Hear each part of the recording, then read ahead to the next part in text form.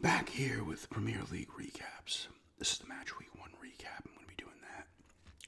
I'm going to breeze through them, kind of like I was doing the end of last season. And then I'll get into some fantasy talk, obviously, as well. These are going to be like dual.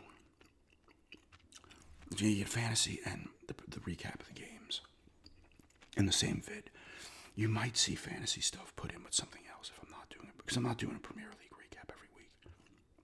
And I probably won't do a fantasy one either, but see how it goes. But first game is Friday. Arsenal beats the defending champs of the Premier League, beat Coventry. Arsenal beats Coventry 3-0. With goals at 15 minutes from Havertz, 23 Saka, and 49 minutes Odegaard. They dominated ball possession, 64% to 35. They had 8 corners and 1 save. Coventry had 2 corners and 2 saves. 20 total shots for Arsenal, 4 for Coventry, 6 on, 6 off for Arsenal, 1 on, 2 off for Coventry. 1 big chance for Coventry, none for Arsenal. 777 touches to 477 in favor of Arsenal. 36 touches in opposition box to 3 in favor of Arsenal. Blocks are 10 apiece. Coventry had more interceptions and more clearances and 1 more save. Each team had a yellow card. 5 offsides for Arsenal. Errors leading to chances. They don't have this on FODMOB. At least they didn't last year. 1 for Coventry. Ooh, that means I feel like Aston Villa's going to have a few of those. Good start for the defending champs. And right into a huge upset. The first game of Saturday, the 22nd of August. Hull beats Manchester United 2-0. Hull City gets goals from Ajayi at 17 minutes and Mendy at 38 minutes. Man U dominates ball possession through 71% to 28%.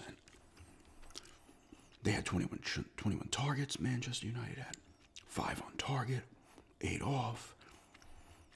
Hull City had 8 total shots, 4 on target, 3 off. They had 2 big chances, Man U and 1 for Hull City. 669 to 257 in favor of Manchester United for total passes. Touches were 858 to 457 in favor of Manchester United. 41 in the opposition's box to 11 in favor of Manchester United. 53 clearances for Hull City. And they had 5 saves, so their keeper was getting it done. 2 saves for Manchester United, 16 clearances. Hull City won 50 duels to 36 for Manchester United. 2 yellow cards for Hull City, 1 for Manchester United. No errors leading to chances for either team. The second goal for Hull City was the guy's name Maguire on Manchester United. He grabbed his own player. It was weird. I don't know if he just got confused for a second. Their jerseys look completely different, but he's pulling on what they say. I guess they call it marking him. He was what the hell is he doing?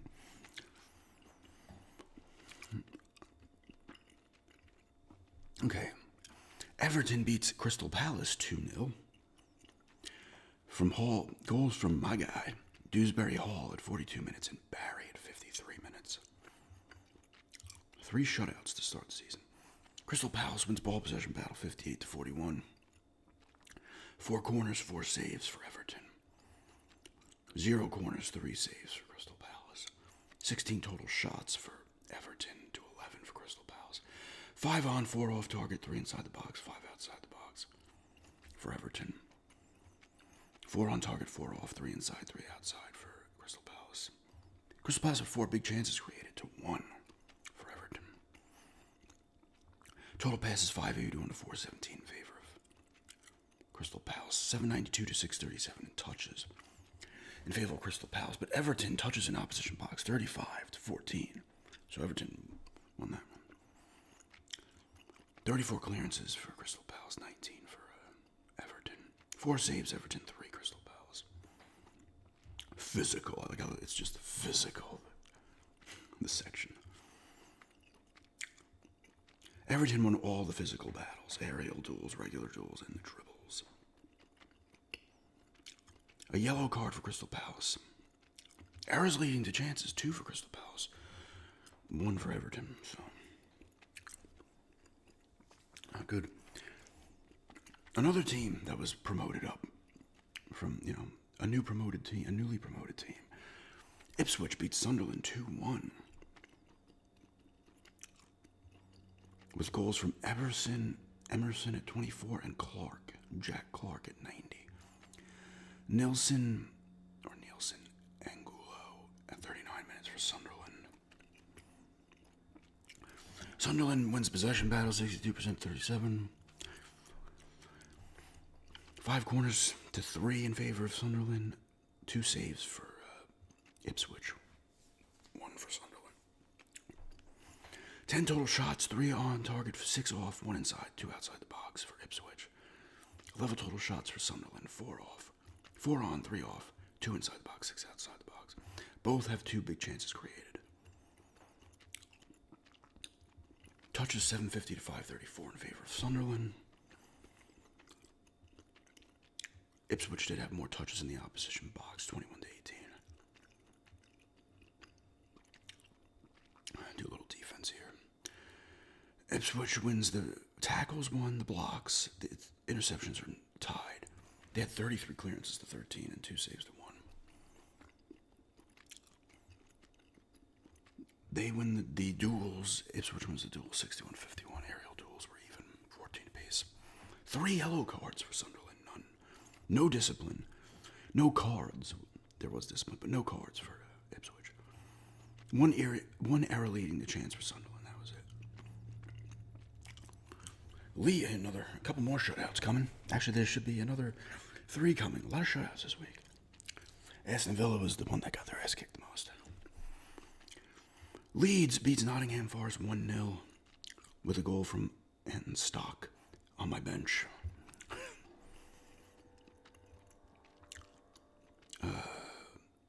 Nottingham Forest wins the possession battle 56% to 43. 12 total shots, 2 on target. Leeds 11 total shots, 3 on target. Nottingham Forest had 2 on, 8 off, 1 inside the box, 6 outside the box. Hit the woodwork twice. Leeds had 3 on target, 2 off, 1 inside the box, 5 outside the box. Crosses were 19 to 8 in favor of Nottingham. Nottingham total passes 411 to 326. Nottingham 1,615 touches to 500 for Leeds. Both have 9 blocks, 15 interceptions for Leeds to 2 for Nottingham. Or Forest, are they called Forest for short? Nottingham Forest had 32 clearances to 31. 66 duels won to 61 in favor of Leeds. Nottingham Forest wins aerial duels 30 to 25. Nottingham Forest has 2 yellow cards, 1 yellow card for Leeds. 1 error leading the chance for Nottingham, none for Leeds. Spurs continue to suck to start. It's only 1 game, but coming off home, was getting relegated last year. They get beat 3-0 by Brentford. Keane Lewis Potter at 12 minutes. Vitaly Janalt at 33 and Michael Coyote at 49 minutes for Brentford. They do lose to Tottenham. The Spurs win the possession battle 59% to 40. 26 total shots, 8 on target for Brentford. So they were shooting 7 corners, 4 saves. 9 total shots, 4 on target for Spurs, 3 corners, 5 saves. Brentford had 8 on, 11 off, 4 inside the box, 6 outside. They hit the woodwork once, 2 big chances created. Spurs had 4 on target, 3 off, 3 inside the box, 3 outside. No hit woodwork, 2 big chances as well. Total passes in favor of Tottenham. Touches 740 to 561 in favor of Spurs. Touches in opposition box 39 to 17 in favor of Brentford. 11 blocks, 16 interceptions, 16 clearances, 4 saves for Brentford. 8 blocks, 4 interceptions, 26 clearances, 5 saves for Tottenham. 62 duels won to 59 in favor of Brentford, and they also won the aerial duels. Dribbles went to Tottenham. Each team with a yellow card. No errors leading to big chances for Brentford. 2 errors leading to big chances for the Spurs. Game of the week here. Only red card as well. Brighton destroys Aston Villa 4-0. It was 4-0 at the half, so they didn't let up any goals the second half. I was talking about this with somebody on Instagram. It's weird to me, and they were saying a lot of people kind of like, it annoys them too. Because a lot of their guys transferred out within like a couple weeks of the season starting. And they're trying to get it's like all teams are scrambling to get people in. I feel like you're going into the season without even a full fucking team or your fully capable team. That's weird to me. In other sports, you might get a signing randomly before the season starts, but teams are 95% ready to what they're going to be, unless guys get hurt in the preseason. I'm like, Aston Villa starting their C squad, it seems like. Watkins was like hanging out with his fucking family. He apologized for that because he's going to leave. And he had to apologize because he was getting shit from everybody. He wasn't training or anything. He wasn't at the game. He was off with his family and they posted pictures. And now he's apologizing for it. Gomez had the red card. Apparently he was heated the 10 minutes he was in. Not a good start for that signing. And I think he's banned like 3 games now. Or 2 or 3 games. They have guys hurt. Majo's hurt. I think Abraham's hurt. Monzambi's hurt. And then they just threw a bid, I think, at Mateta from Crystal Palace, I believe. They don't have a full squad. They didn't even have a striker playing. And the game, they're pretty much like, kick our ass, please. And the new keeper, Suzuki, did not start either. That made sense, though, because he'd just gotten there. Bizot started. The first goal, Lindelof, was an own goal. It went off the guy on defenseman for Villa, I don't know who it was trying to make a play. He kicked it and hit his head, went in. And then they had a goal at 18 minutes, and then they had 2 back-to-back goals. De Kuiper at 18 minutes. Hinchelwood at 30 and 31 minutes. All for Crystal Palace. Lindelof got the own goal. They dominated possession. Brighton, 73% to 26. 21 total shots, 6 on target. 5 corners, no saves. The keeper was sitting there. I have their keeper on the bench. But he did exactly what the Arsenal keeper did. Villa, 6 total shots, none on target, 2 corners, 3 saves. 6 on, 12 off, 3 inside, 6 outside the box, 2 at the woodwork. 3 big chances created for Brighton. None on target, 6 off, none inside the box, 4 outside. Nothing else for Villa. Brighton dominates the passes, 647 to 242. Touches, 825 to 409 in favor of Brighton. 38 touches in opposition box to 5 in favor of Brighton. Villa wins the clearance. I feel like clearance is not a thing you want to win because that means teams are just pressuring you a ton. You just got to get the ball the fuck out of there. Brighton wins all the duels as well. 3 yellow cards and the red card for Villa. 2 yellow cards for Brighton. Each had an error leading to a big chance. Destroyed. They got Arsenal this week. And then Hull City. Villa does. Arsenal will probably beat them. Hopefully they don't embarrass themselves. And they have some more capable players on the pitch for this one. Final 3 games. Man City beats Bournemouth 2-1. They were down 1-0 and then they scored 2 late. Tavernier for Bournemouth at 26 minutes. Gay at 84 minutes. He's on my team. And Gavardiol at 1 minute into stoppage time in the second half. They City wins 66-34%. Possession, they have 13 total shots, 6 on target. 8 corners, 3 saves. Bournemouth has 5 total shots, 4 on target. 3 corners, 4 saves. 6 on, 4 off, 4 inside the box, 2 outside the box. 4 big chances created. That's all City. Bournemouth, 4 on target, 1 off, 3 inside the box, 1 outside. 1 big chance created. Total passes 658, 344 in favor of City. Long balls, 9 to 1. Touches 831 to 499 in favor of City. 31 touches in opposition box, 6 in favor of City. 13 interceptions, 28 clearances, 4 saves, 3 blocks for Bournemouth. 3 blocks, 8 interceptions, 12 clearances, 3 saves for City. City wins all the duels and the dribbles. 1 yellow card for Manchester City, 2 for Bournemouth. City had the only error leading to chance in the game by both teams. Newcastle and Liverpool, the only draw this week, 2-2. And Alanga at 5 minutes, Willock at 57 for Newcastle. Gakpo at 55 minutes, and Zozo Bolzi at 9 minutes of extra time, at stoppage time in the second half for the draw on a penalty kick. Shitty way to get a draw on that one. Someone big blunder there. Liverpool wins possession 60% to 39. They have 27 total shots, 7 on target, 6 corners, 3 saves. Newcastle, 13 total shots, 4 on target, 2 corners, 5 saves. Newcastle has 4 on target shots, 5 off. 1 inside the box, 7 outside the box. 3 big chances created for them. Liverpool, 7 on target, 4 off, 4 inside, 11 outside. No big chances created. Total passes 445 to 296 in favor of Liverpool.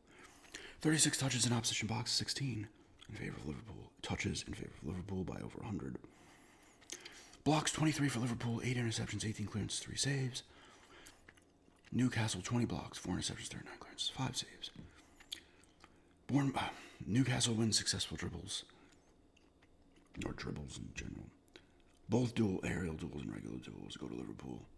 5 yellow cards for Newcastle, 3 for Liverpool. 2 errors leading to big chances for Newcastle, 1 for Liverpool. And the final game yesterday, Chelsea beats Fulham 3-2.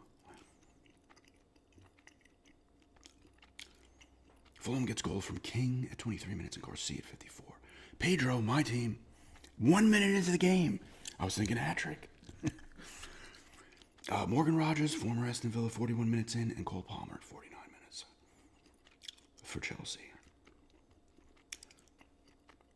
Fulham wins possession 61% to 38. They have 14 total shots, 6 on target, 6 corners, 3 saves. Chelsea, 18 total shots, 6 on target, 4 corners, 4 saves. Chelsea has 6 on, 5 off, 3 inside the box, 5 outside the box. 4 big chances created for Chelsea. Fulham, 6 on target, 3 off, 2 inside the box. 7 outside, nothing hits the woodwork. 1 big chance. Total passes 639 to 394 in favor of Fulham. 827 touches to 606 in favor of Fulham. They only had 25 touches in opposition box compared to 38 for Chelsea. Chelsea has 12 blocks, 7 interceptions, 22 clearances, 4 saves. Fulham has 11 blocks, 8 interceptions, 17 clearances, 3 saves. Regular duels go to Chelsea, aerial to Fulham. 2 yellow cards for Fulham. 3 for Chelsea. A lot of yellow cards this week. 2 errors leading to chances for Fulham. By Fulham. 1 for Chelsea. The season has begun. Aston Villa has half a team, and they got destroyed. And they have to play Arsenal this week. And then Hull City. But Hull City just beat Manchester United? I don't know. Aston Villa started last season like shit. I don't think they scored a goal for 4 games. They sucked. And they had, their almost full capability at the start of last season. This year they do not. And they lost all their good players. Or most of them. They did sign some good guys, but they're injured. All right. Let's get to a little fantasy. My team, I'm going to just read off the people, I'm going to read off the top 10 of the team names. Who's in the first 10? We got 70 players in this league, a nice amount. I'm not going through everybody in the standings here. I will tell you where I'm at. I'm at 39th place. I'm in the bottom half. I had 46 points. The average was 50. The highest was 31. I don't know who had the highest. Locker Door had it. I don't know what league's he in, but his guys came through. He had Palmer with 26 points to lead the way. He must have. I was reading that like a record number of people used the bench boost card for week 1. I was going to use it, and I didn't use any cards. And it wouldn't have mattered. My bench had stock on it. I would have like 19, 20 points off the bench, but not enough to be like, oh my God. I might use a card this week, though. I'll go over my team real quick and what they did. Truford had 1 point for Bournemouth. Raha, is that how you say his name? Goalkeeper for Arsenal had 6. Gay had 10 points for Manchester City. Munoz and James have 0. Fernandez had 4.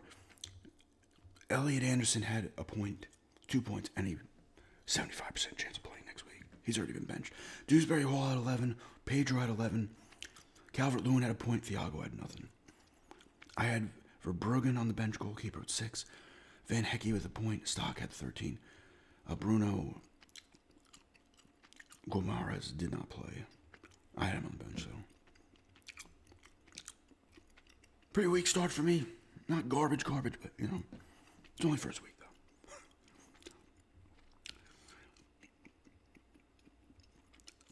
Like I said, I'm in 39th, so top 10, and I'll tell you how many points they have.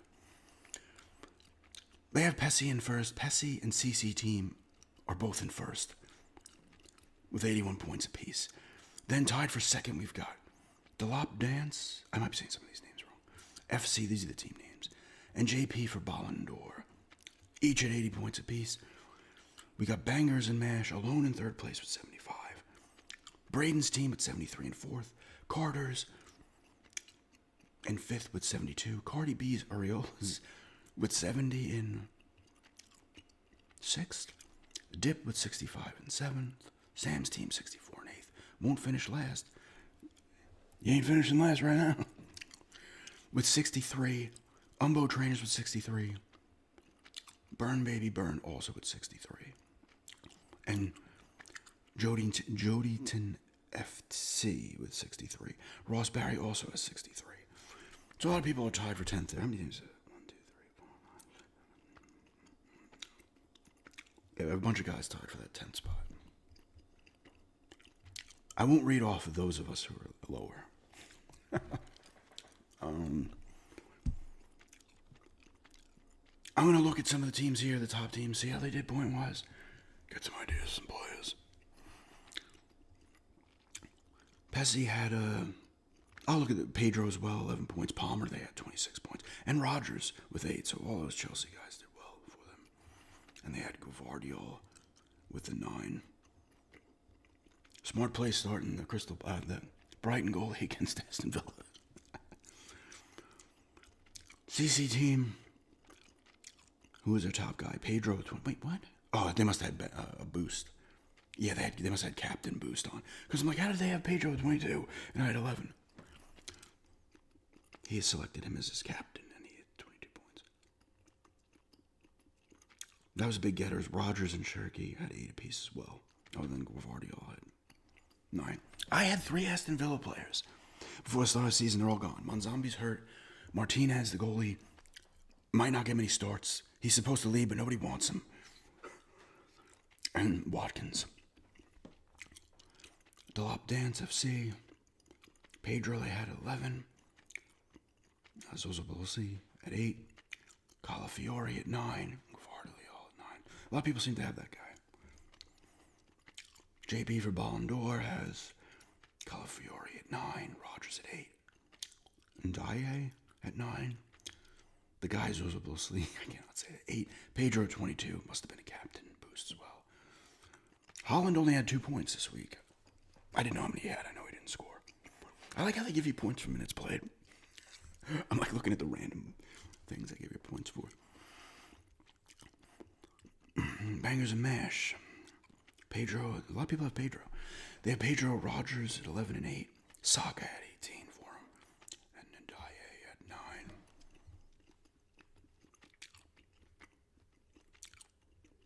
Braden's team, 13 for Coyote. What I'm saying, right? Palmer 13, Rodgers 8, Kopko 12. Or they did a different formation. They did 5 defensemen.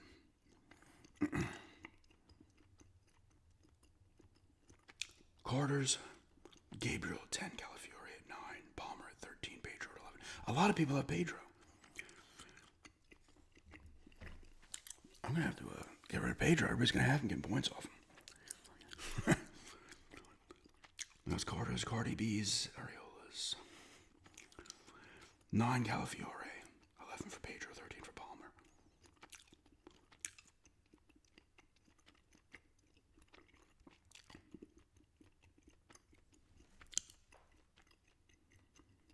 They had 5 midfielders and 1 forward.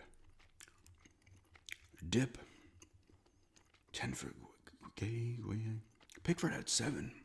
The Everton shutout. Oh, he had Holland with 6. Did you use the card on him and it only nailed him a 6? That sucks. Dewsbury Hall he has and Palmer, 11 and 13. Sam's team had Gay again with 10. Xhaka at 9. 22 for Pedro. I guess that's the double with the captain again. Won't finish last. 9 for Calafiore. Capco with 12. Pedro with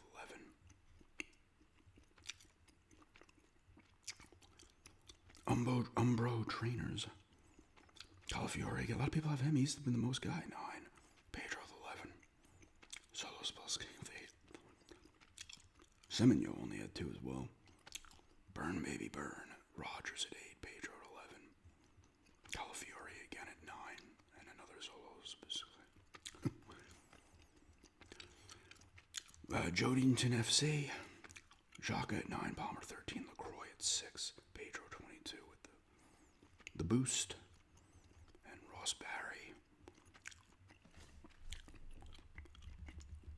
Oh, he must be a Villa fan as well.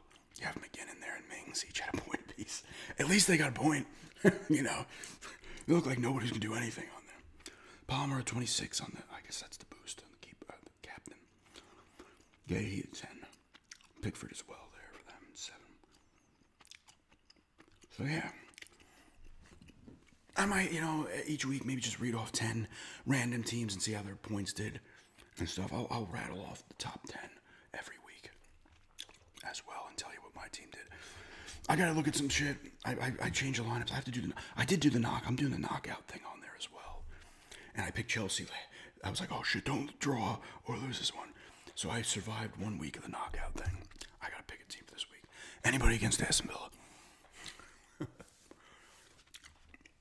But yeah, Premier League Match Week 1 recap. We're back. Some fantasy recap as well. And, yeah, here we go. And thanks everybody for checking this out.